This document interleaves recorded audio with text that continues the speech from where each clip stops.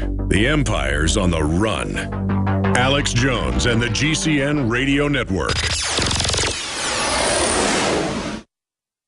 Alex Jones here to tell you about how you can help spread liberty worldwide while also enjoying what I have found to be the best tasting 100% organic coffee on the planet. For more than a decade, my favorite coffee has come from the high mountains of southern Mexico, where the Chiapas farmers grow their unique shade-grown Arabica beans. We have now managed to secure these sought-after beans in a highly customized blend. Discover and try a bag of the Patriot Blend 100% organic coffee at InfoWarsLife.com. This coffee gives you a long, smooth pick-me-up for hours without the headaches and heartburn that so many other coffees give me personally. Hands down, this is my favorite coffee, and it's taken us years to secure connections directly to the Chiapas Mexican farmers. Drop by the site today, order a bag or two, and I don't think you're going to be disappointed. Available in original or with our Immune Support Infusion Blend. You will be supporting a free press, all the while enjoying a truly great-tasting cup of my favorite coffee. Available at InfoWarsLife.com. In the last 50 years, iodine has been phased out of our staple foods and replaced with the halogen bromine, a practice now banned in nations around the world.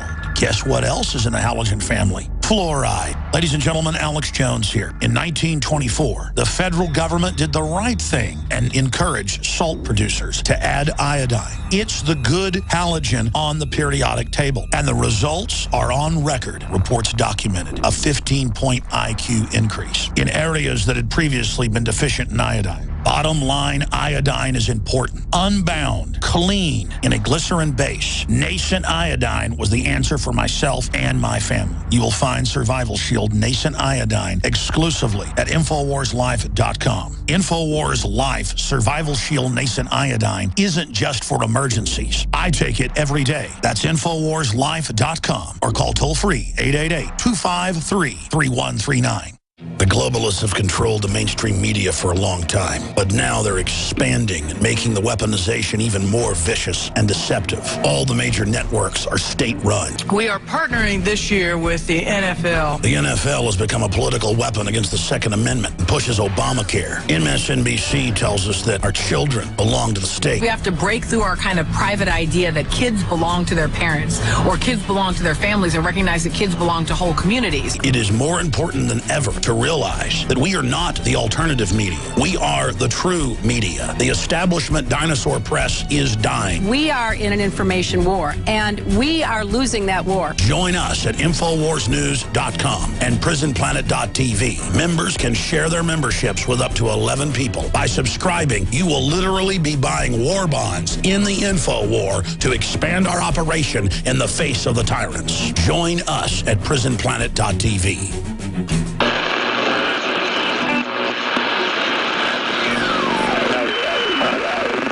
His name?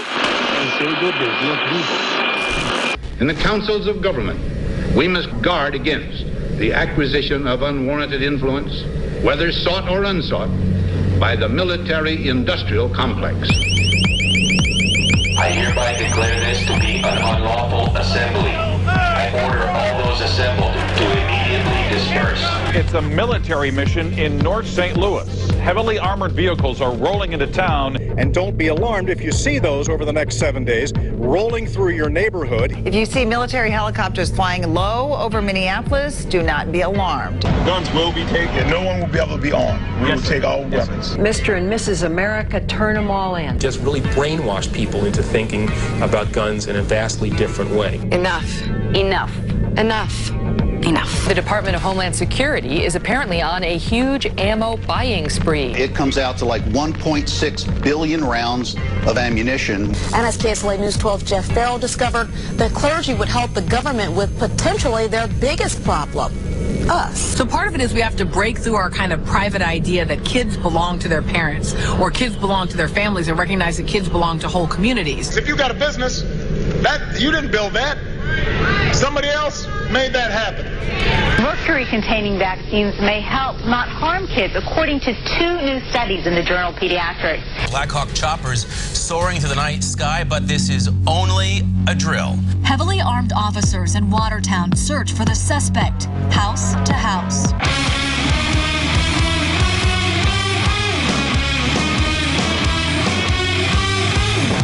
It's a joint military training exercise involving local police, also military. In your apartment! I am in my apartment, sir. Go back inside right now! I am inside. I have 2 words for you. Predator drones. You will never see it coming. The dramatic scene played out in front of our cameras. Parents grabbing their children and running after spending the night hunkering in their houses and then finding themselves face to face with the muzzle of a SWAT officer's rifle. They let them in the area. They told them they could come in, and now they're coming in like they're trespassers, punching and shoving people. We're not turning our guns in, and we're not running, and we're not backing down. If you want them, come and take them. We are on the march. The Empire is on the run. Live from the Infowars.com studios, it's Alex Jones.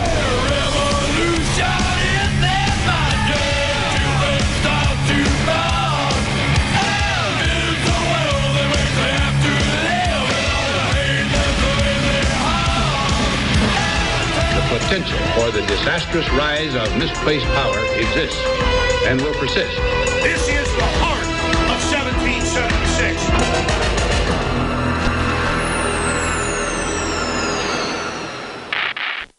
That's right. You heard President Eisenhower and his famous military.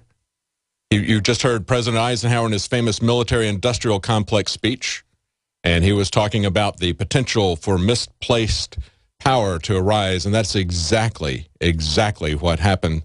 Now, you also heard in that clip someone talking about, Homeland Security's on a buying spree, and they are on a buying spree. And, of course, it's hollow point bullets, ammunition that is banned by the Geneva Convention for use from one army to another. But, of course, they can use those hollow point bullets against us. But, there's another buying spree that's going on. I said we're going to cover some information about some developments in Iran with bankers.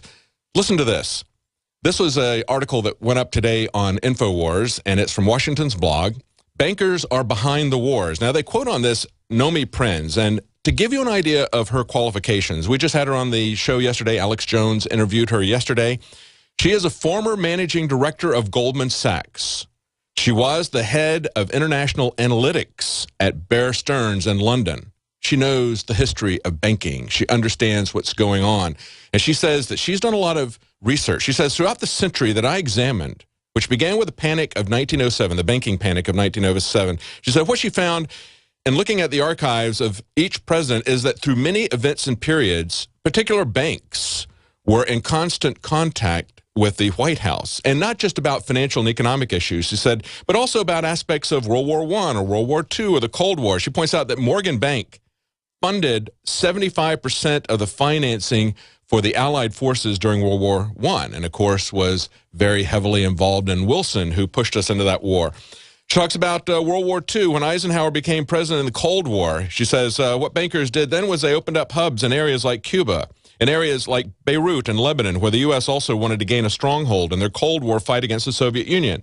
And so the juxtaposition of finance and foreign policy were very much aligned.